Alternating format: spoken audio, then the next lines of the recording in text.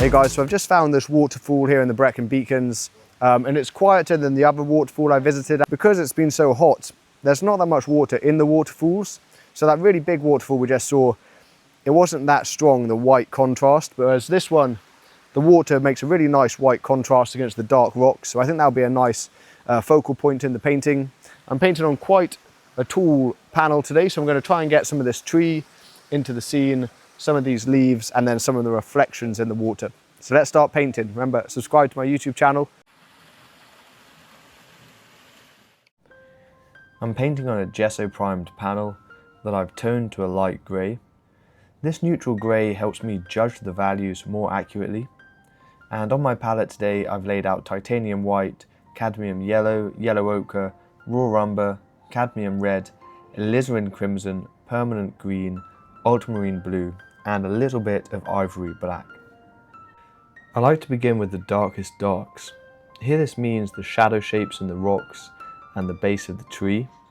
Establishing these values first helps set a key for the whole painting, and at this stage it's about the big, simple shapes. I'm not going in with details, I'm just mapping out the architecture and the tonal values of the scene. Once the darks are in, I start building the midtones and the lighter passages. I'm thinking about the planes of the rocks, which ones turn toward the light and which ones fall into shadow. The tree is handled in a similar way. I'm not aiming for a finished look just yet. I'm trying to clarify the structure and the volume of the tree and the roots and foliage underneath it. Notice that I'm leaving the light tone of the panel for the brightest parts of the waterfall and the light reflection that it's causing in the water. By saving this clean light section from the very beginning, it makes it much easier to keep this light sparkle later on. Now I'm moving into painting this pool of water below the waterfall, and water is never a flat colour. It's full of reflections and shifts in hue and value. I've made the back of the pool darker and cooler, and gradually lightened it and warmed the tones toward the foreground. This gradation helps create depth and draws the eyes inward. Also, as the water gets closer to the foreground, it gets shallower, and as a result, it takes on a warmer hue, and you can start to see some of the rocks in the foreground showing through the water, whereas in the deeper sections, it's reflecting more the dark value of the rocks above it. And you can probably see my brother bobbing around in the water in the background, and he confirmed that it is actually quite deep just underneath the waterfall, and you can't touch the bottom. You actually have to swim down a fair bit in order for your feet to touch the bottom of the deepest section. With the main forms established, I now turn to the background. The forest behind the waterfall is a soft mass of greens, but I want to keep it light and unified. Too much detail here would pull the eye away from the waterfall. So I lay in broad strokes suggesting the leaves and branches without spelling them out. It's important that the background sits back and supports the composition rather than competing with it. So for this reason, I'm toning down the value shifts and the contrast in the background. Also, I'm not pushing the saturation too bright. I'm keeping it quite neutral and light in value. For the waterfall itself, I try and soften the edges of the water as I paint it.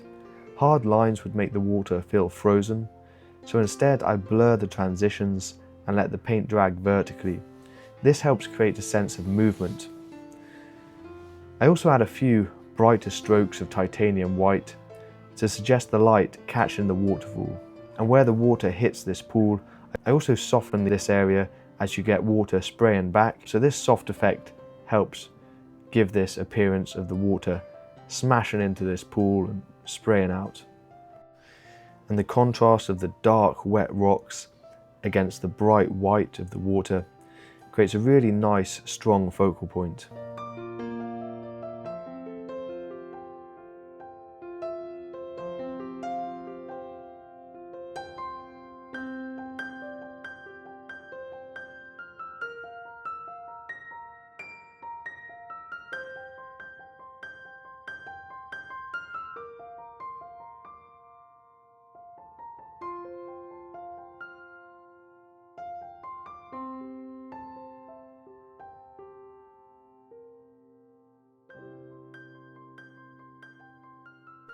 I've now mixed a new light green mix on my palette, and I'm now adding some smaller details. I'm carefully painting these ferns growing on the rocks and the foliage clinging to the edges. I'm also painting their reflections which are getting picked up in the pool. As I'm painting over paint that I've already painted, I'm actually loading my brush quite thick so that this paint clearly sits on top and the light green mix maintains its hue and its chroma without blending into the paint underneath.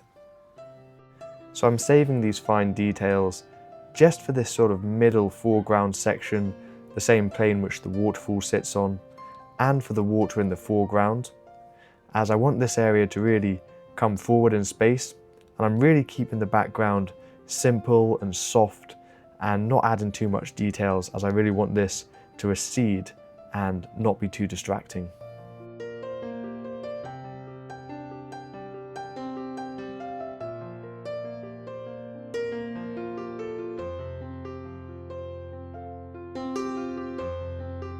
At this point I'm stepping back and squinting and checking the overall balance of the composition.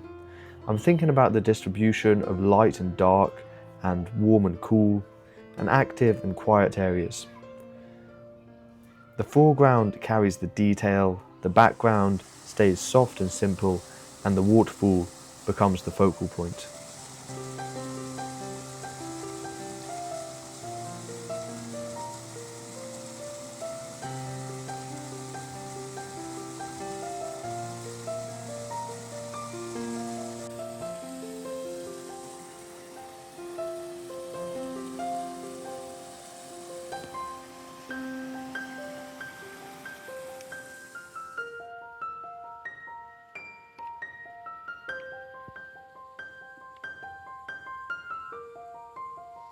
Hey guys, so I hope you enjoyed that video of me painting here in the Brecon beacons. It's been really nice. This waterfall, it's been a pretty quiet spot. I didn't swim in it in the end. It's got a little bit chilly, but the weather's been pretty nice throughout and just nice to be completely surrounded by nature. Remember, please subscribe to my YouTube channel and stay tuned for another video here in Wales.